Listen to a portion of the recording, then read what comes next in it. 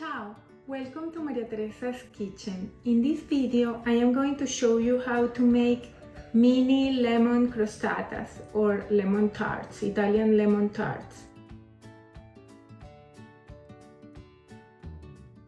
Make the lemon cream and the pasta frolla following the description on this video.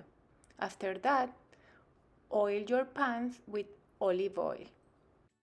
Flour your dough on both sides, and with a rolling pin, roll the dough, making sure it doesn't stick to your counter. Continue rolling your dough until you get 1/8 of an inch thickness.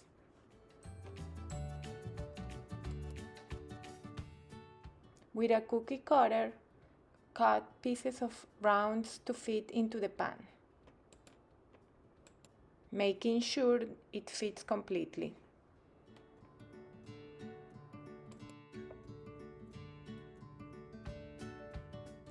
Bake at 375 Fahrenheit for 12-15 minutes. Fill the pastries with the lemon cream or lemon curd and bake again at 350 for 10-15 more minutes. Release the pastries from the pan using a mini spatula or a knife. You can decorate them with powdered sugar or some berries on the top.